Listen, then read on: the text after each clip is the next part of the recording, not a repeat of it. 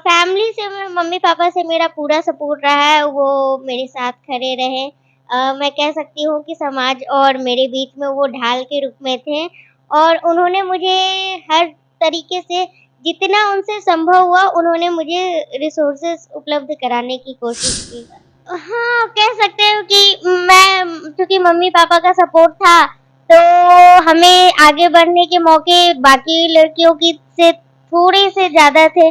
पर बाकी लड़कियों का मैं देखती हूँ तो उन्हें भी बिल्कुल नहीं मिलता है। आज मैं उस सपने को पा ली हूँ तो ज़ाहिर-सी बात है कि रिज़ल्ट सुनने के बाद मैं 7वें आसमान पर पहुँच गई थी और ये काफ़ी बेहतरीन अनुभव था मतलब जिसे मैं शब्दों में बयाँ भी नहीं कर सकती। फैमिली से मम्मी-पापा से मेरा पूरा सपोर्ट रहा है, वो मेरे साथ खड़े रहे।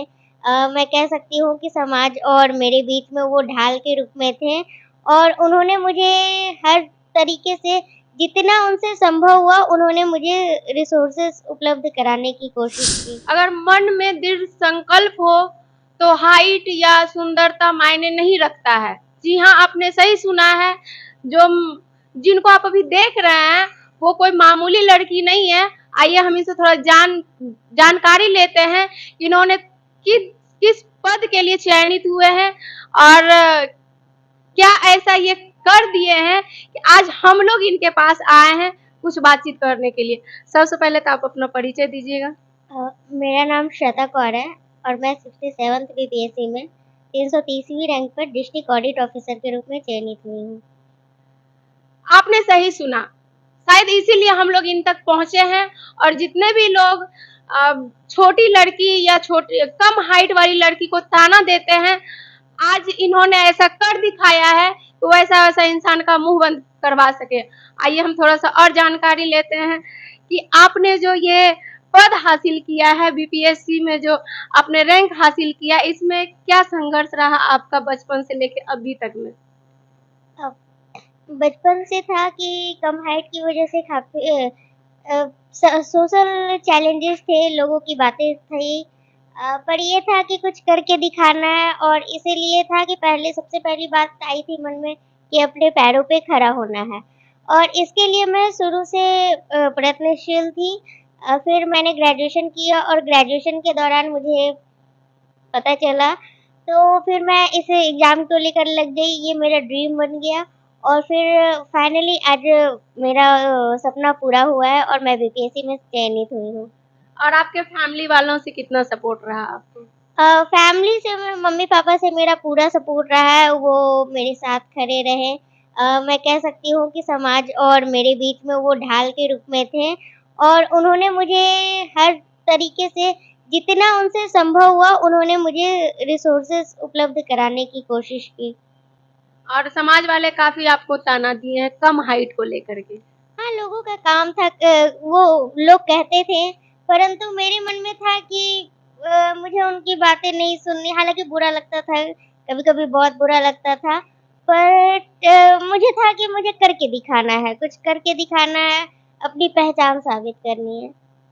अब हमें लगता है कि जो भी लड़कियां आपको शायद देख रही होंगी कम हाइट वाली, वो शायद आपसे मोटिवेट हो सकती है। उन लोगों के लिए कुछ आप अपना राय विचार दीजिए कि वो समाज के तानों से थोड़ा ये बन। केवल ऐसी लड़की को ही नहीं बल्कि मैं सभी लड़कियों को ये कहना चाहूँगी कि परिस्थितियाँ चाहे जो भी हो, आप सपने देखना मत बंद कीजिए। आपके लिए सबसे पहली प्राथमिकता अपने पैरों पे खड़ा होने की होनी चाहिए और आप इसके लिए लग जाइए। आप सपने देखिए, सपने देखना मनुष्य का नैसर्गिक अधिकार होना चाहिए और आप बिल्कुल इसके लिए काम कीजिए एंड सपने बड़े हो या छोटे, दुनिया क्या कह रही है कि तुम कर नहीं पाओगी, तुम एक लड़की हो या फिर कुछ भी, पर आपको उनकी सुनना नहीं है, बल्कि आपको अपने सपने के लिए काम करना है और फिर अपने सपने को पूरा करना है। और लड़कियों को बोला जाता है कि घर से बाहर मत निकलो। परिवार वाले बोलते हैं, समाज वाले बोलते हैं। क्या इस चीज को आपने भी फेस किया है?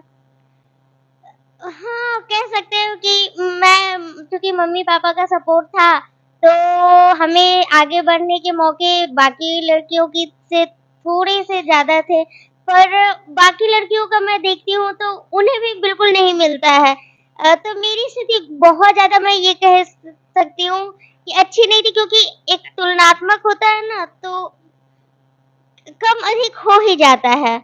पर था कि सपोर्ट था, मम्मी-पापा का ट्रस्ट था, तो थोड़ा सोसाइटी कुछ भी कहती है, उन्होंने सुना नहीं। उन्होंने वो सुना जो उनका विश्वास कह रहा था, और आज उनका विश्वास जीता है। जी हाँ, आप लोग ने सही सुना है। अगर माता-पिता का सपोर्ट रहे तो समाज हो या दुनिया हो मायने नहीं रखता है किसी का बात। शायद इन्होंने इसीलिए अपना दृढ़ संकल्प बोलिए तो ड्रीम बना लिया था इनको, शायद इन्होंने हासिल कर लिया है। कैसा लगा आपको ये रंग प्राप्त हुआ तो? बहुत अच्छा, मुझे बहुत खुशी हुई, क्योंकि मैं इस सपने के लिए काफ़ी मेहनत कर रही थी, काफ़ी लगी हुई थी। मुझे ये पाना था, मुझे खुद को साबित करना था, और आज मैं उस सपने को पा ली हूँ, तो ज़ाहिर-सी बात है कि रिज़ल्ट सुनने के बाद मैं 7वें आसमान पर पहुँच गई थी, और ये काफ़ी बेहतरीन अनुभव था, मतलब जिसे मैं शब्दों में बयाँ भी नहीं कर सकती। आपकी मुस्कान सब बता रही है। जी, थैंक यू। और माता-पिता जिस टाइम आपका रिजल्ट आया था वैसा उस टाइम आपके माता-पिता का क्या रिएक्शन रहा? मैं मम्मी-पापा से अभी दूर पटना में रह रही हूँ, तो मैंने पापा को कॉल किया और दोनों को एक साथ कॉन्फ्रेंस पे लिया, एक साथ।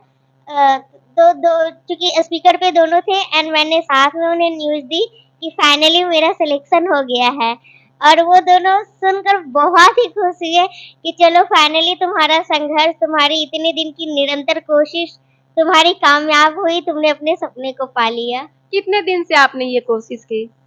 ये मेरी कोशिश चल रही थी। ड्रीम मैंने ग्रेजुएशन में ही देखा था, और ग्रेजुएशन के बाद हालाँकि काफ़ी उतार-चढ़ाव आए। बीच में कोरोना की वजह से थोड़ी पढ़ाई हैम्पर हुई, कुछ अन्य वजहों से भी हैम्पर हुई, पर मेरा था कि देर से ही सही पर करना है। तो जब लगन था, जो ये जज़्बा था, ये जुनून था, तो मैं लगी हुई थी, चाहे जो परिस्थितियाँ हों, मुझे हार नहीं माननी है। आपने पढ़ाई कहाँ से की? गवर्नमेंट या सीबीएसई? मैंने 12th तक स्कूलिंग 10th-12th नवादा के प्रोजेक्ट कन्या इंटर विद्यालय सरकारी स्कूल से की है। उसके बाद फिर मैं ग्रेजुएशन के लिए मेरा बीएचयू का एंट्रेंस निकल गया, तो मैं वहाँ चली गई।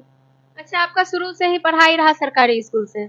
हाँ, थोड़ी बहुत मैंने बचपन में प्राइवेट स्कूल से स्कूलिंग की थी, पर फिर मेरा सरकारी में स्विच हो गया था।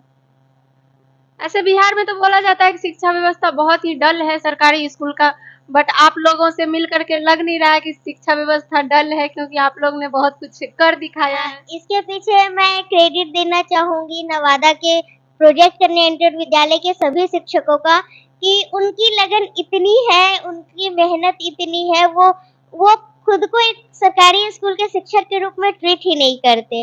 वो वो उतनी ही मेहनत करते हैं अपने स्टूडेंट्स के प्रति, जितना कोई प्राइवेट स्कूल के टीचर करते होंगे। एंड यही वजह है कि सरकारी स्कूल होने के बावजूद भी मुझे सभी से सही शिक्षा मिली, मेरी एजुकेशन सही तरीके से हुई।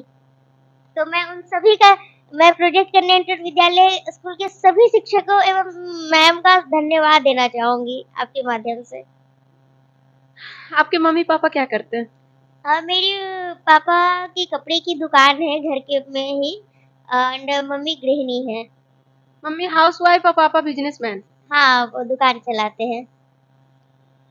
बोला जाता है कि जिसका मतलब जिनका पेरेंट अगर गवर्नमेंट जॉब कर रहे हैं उन्हीं का बच्चा आगे बढ़ सकता है, लेकिन जीता जागता सबूत है, हर चीज में इन्होंने कर दिखाया है। हाइट में कम, पिताजी कपड़े का दुकान कर रहे हैं, बिजनेस छोटा मोटा बिजनेस कर रहे हैं, माता हाउसवाइफ है, लेकिन फिर भी इन्होंने ये पद हासिल किया है। आप लोग थोड़ा अपना प्रतिक्रिया दीजिएगा और इनको ढेर सारा बधाई दीजिएगा। आपको हमारे टीम की तरफ से बहुत बहुत शुभकामनाएं। धन्यवाद, आप सभी का बहुत-बहुत धन्यवाद।